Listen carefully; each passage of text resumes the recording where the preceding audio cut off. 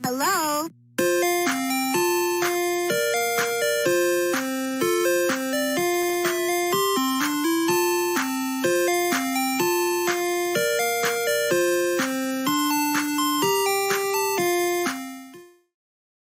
Well, greetings and a most heartfelt salutations to everyone out there. I hope you have found your glorious purpose and are joining us here for the finale of what is now season 1 of Loki. That's a spoiler in itself, Lord Cash. You found that out at the end of episode 6. To be fair, that was an announcement that had been circulating and had been out there. We now see it in print on screen. So for those that may not have their ear to the grind, to the windmill or whatever that's called, this is a definite. It's coming. It's happening. It's very similar to kind of how at the end of Captain America: The First Avenger, you see Captain America will return in Marvel's The Avengers. You know, we already knew that there was the movie being made. There was already the announcement, but no production had been done of it. But the fact that you actually got to see on screen in the theaters that yes, Captain America is coming back. Not only he's going to be coming back, but he's going to be in The Avengers.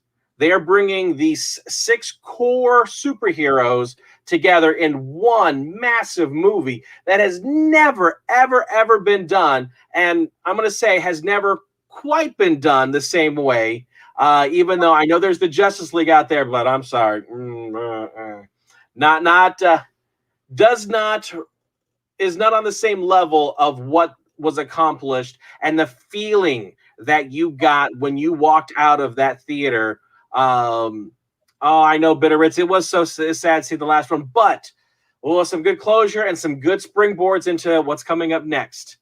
And again, like I said, we announced that there is season 2, but that feeling that you got when you walked out of that theater watching the Avengers is completely different than what the feeling you had when you walked out of Justice League. Just saying. So, but I am going to go and take this opportunity because this is a full review, full spoiler review. We are going to be diving into everything that happened in this episode. So if by chance you have not seen this episode, we are going to warn you to turn back, get out of here, go, be gone. But save the bookmark and come back a little bit later because there is spoilers ahead. There will be full contact of what happened in the episode. So I will not stop, drop, and roll. But it's going to be a good time. I was super duperly happy with this episode. What was your initial thoughts of when credits started rolling? What were you thinking? I had also heard the rumors that there was going to be a season 2. The way it ended was great. I was very happy. As weird as it sounds, I know that BitOfRits was complaining about this, but I was very happy that they did fall in love. I felt that was coming, and that kind of I was happy for them. It's a weird thing. I know they're technically the same person, but I was happy with that. It just made those characters come together, and it gave Loki the full-blown hero treatment. He'd come full circle. The end, as we'll talk about, really left a lot of questions in my mind.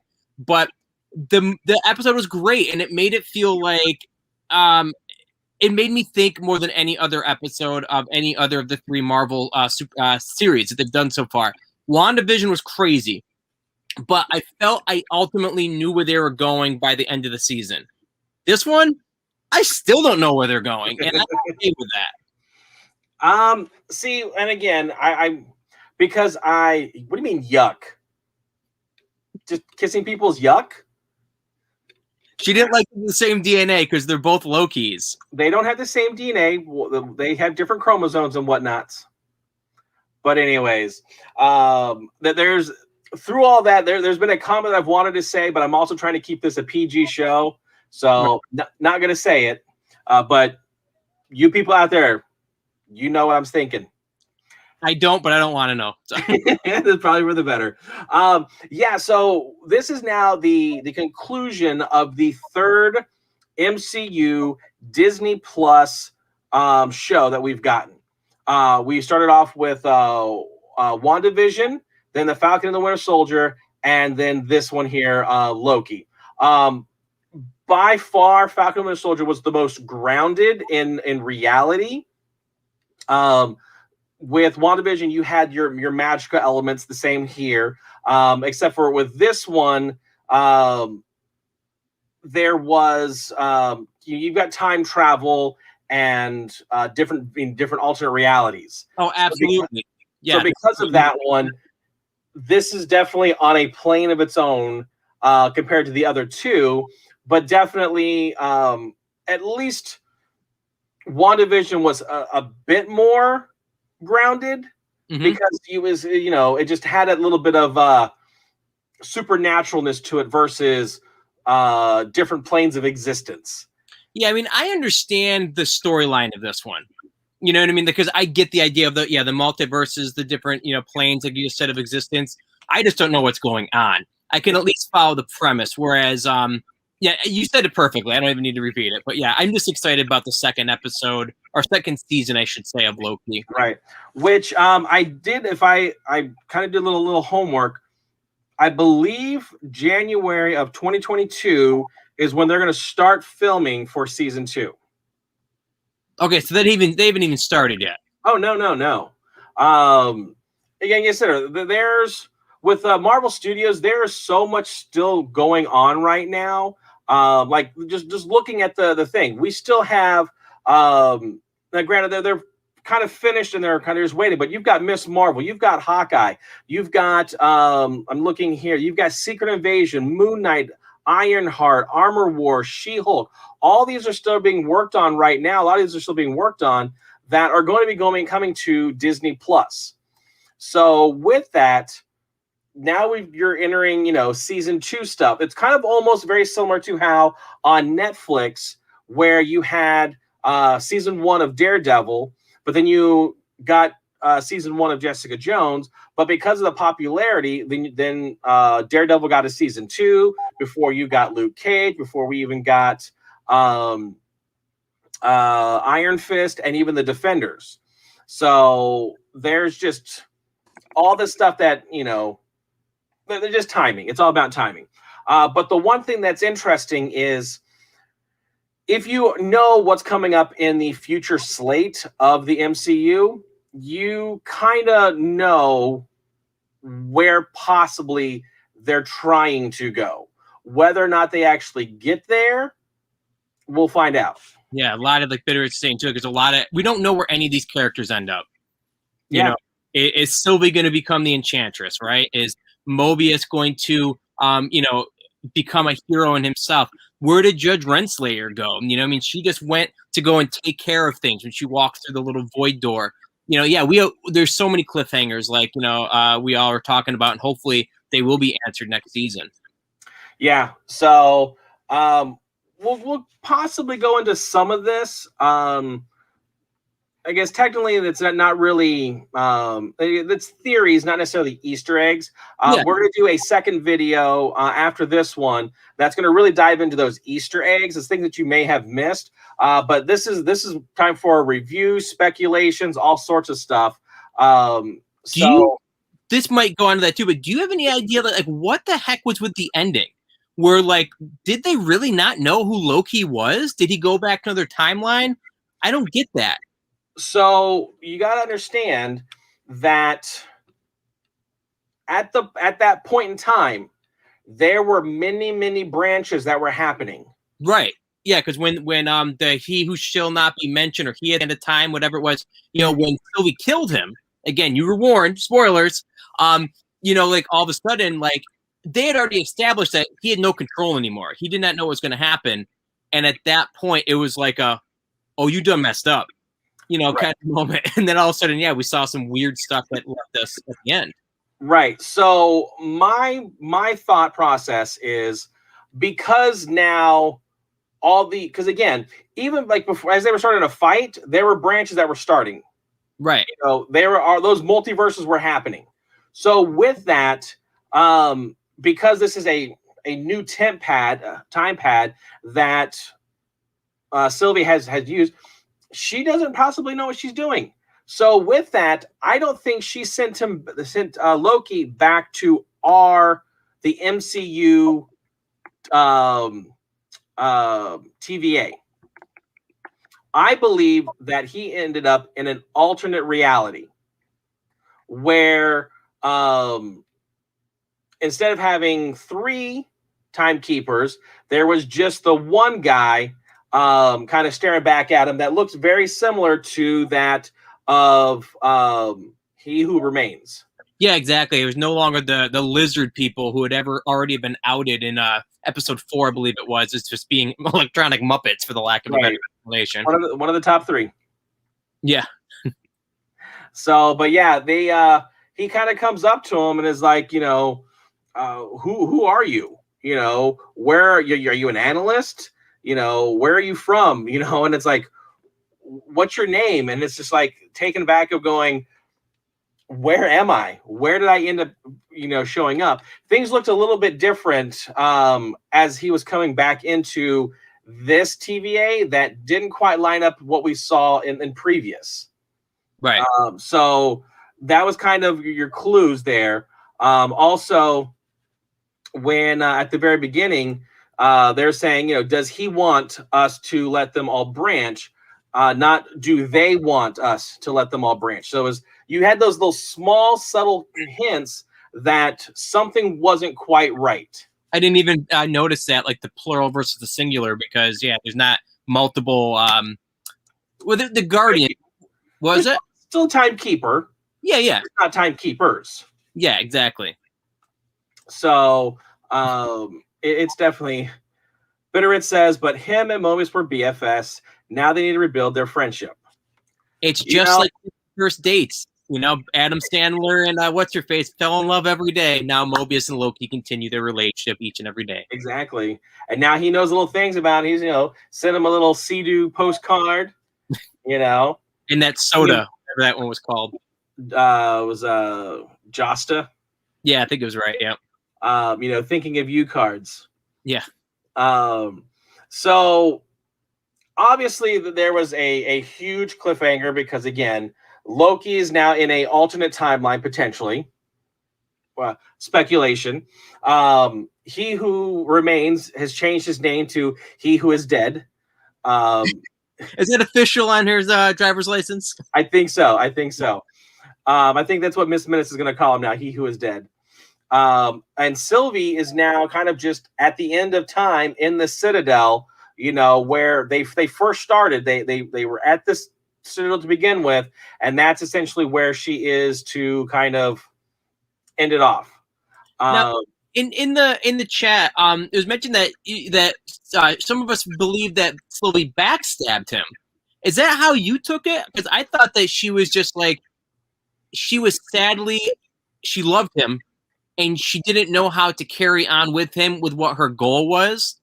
So I think she just kind of pushed him out of the way to not hurt him, and you know, not in a backstabbing kind of way. But I don't know. That's just kind of how I looked at it. So here's my question to you.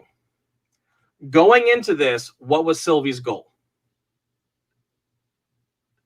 I mean, she was trying to kill the TVA. She was trying to eliminate. Basically, she accomplished her goal. And did Loki know this? Yeah. So then she did not backstab him because she was upfront and said, look, we're going in here. Whoever's in there, I am going to kill. Yeah. Bar none. Here, on the table. Yeah. So, but yes, there's a difference of, you know, backstabbing versus just pushing away. But again, in Sylvie's mind, Loki turned his back on Sylvie because they were going in there with one mentality. Yep. But then based on what He Who Remains, what he's told them, he's at wait a minute here. Let's think this through. But her mind is like 100% made up. She is not giving any concept to thought. It's going to happen. Right. I love that dialogue though in that moment, like where he had to convince her that like, like he wasn't lying to her, because when he did stray from what they both agreed on a similar, a collaborative plan, she thought that he was going to be backstabbing her. But instead he's like, no, I'm being honest with you. I swear to God, I'm being honest. I just, like you said, like, I think that we should do something different. Right. And I think that's why she pushed him out of the way and kept him safe, because she was going to try to kill him. Right. Yeah. At one point, literally sword to his throat. Yeah. Just to trying to get them to stop. And it's, I understand, like, I do think that he got through to her. Mm-hmm. And that is essentially why the kiss happened. Right. Because she does care for him. She does have feelings for him. However, there is a hierarchy to her mission statement. Right. And taking down the TVA that ruined her life, that plucked her from existence. And now she has spent, hundreds of years, thousands of years, however long this may have been, on the run, hiding from the TVA in all these different places, in all these apocalypse, these Armageddon type places, just to survive. Right. That scars someone to no end. The fact that Loki was able to break through that exterior a little bit and get something else besides anger and resentment, a different emotion of love, of caring. I feel that that was very important on his part. What did BitOfRits just say? Oh, that they're the ultimate narcissist. They're in love with themselves. Literally. Yeah. Now, so, do you think that this is for everybody, right? Season 2, are we going to have a different enemy, or is Sylvie now going to be the enemy that Loki is going to have to go against, even against his better wanting, or will there be somebody else, a third party, that they're still going to kind of have to figure out? Again, is the Enchantress now the enemy? I don't believe so. Okay. I think that Renslayer, she's going off to find free will. I think that she's going to find another variant of He Who Remains. Okay. And he is one of the things that he says is, some of my other variants aren't as nice as I am, basically. So basically, she's going to find one of them. He's going to be a real, nice guy. Yeah. And they're going to somehow form a bond together, and then that's going to be the baddie for number 2, is my opinion. Right. And that would make sense, because, why would they show the change in the statue, right, if this is a one and done character? But I think that we're, again, a good season finale is what they did, right? You leave the audience with more questions than answers. You spin it on a dime. We've seen a lot of shows over the years where, things totally change at the end. And you end up seeing, so I'm trying to think of some good episodes of any show where it's like season 1 ends and you're like, oh boy, like what is going to happen, next season? But yeah, I don't know. I like the show. Now that it has ended, this is actually my favorite of the 3 Disney Plus Marvel shows. Coming into it, I was excited, but this has definitely surpassed the other 2, being Falcon and the Winter Soldier and WandaVision. Not taking anything away from them. Those are excellent series in their own rights. But first of all, this is the first one to get a sequel, a second season. And, I wonder, actually, Lord Cash, was that the plan? You know what I mean? Or is it just because of the response? Because I guess it had to have been the plan, because they wouldn't have left with a cliffhanger like that if they did not at least hope to have that. Yeah, well, again, WandaVision, that left on a big cliffhanger. Would you not agree? Oh, 100%. Because you had mentioned that that's going to lead into Doctor Strange, and perhaps they left with a cliffhanger for this to possibly be tied up into another franchise. Right. So rumor has not been confirmed by Marvel, but supposedly Loki is going to also appear in Doctor Strange. Oh, sure. I mean, yeah, I could see any of these being connected now, because of the idea of Marvel and Disney have done a fantastic job of intertwining the characters. Marvel historically, even in the comics, has, but I don't know if they've done it quite as masterfully as they've done in the MCU, Right. aspects of it. I mean, I don't know. I gotta say, Lord Cash, I cannot wait until you take us to school once again, because you've been doing on all of our shows and all of our I stream, you streams. If you haven't watched any of these, by the way, go back, check them out on our YouTube page. We've done the WandaVision, we've done the Falcon Winter Soldier. We've also done a lot of other shows, whether it be Tom and Jerry even. Lord Cash does a great job with just our Easter eggs. And this one has quite a few as well. So I can't wait to see that. By the way, that's going to be in our next video. You can watch it later, or you can watch it live with us in a couple minutes. Yeah, so the nice thing about with Marvel is you mentioned the comics, that they've done a great job in the comics. Where do you think the writers and the creators have gotten all these ideas? They are taking these ideas from the comics, sure, and interweaving them together. Yeah. Into these great storylines. Yeah, there might be a little, plot hole, pinholes here, but they're able to possibly down the road fix some of those things. Sure. With some of the storylines that they're doing. So, for me, the Thor universe, not to interrupt, but the Thor universe has 60 years of content, comic book wise. Oh, yeah.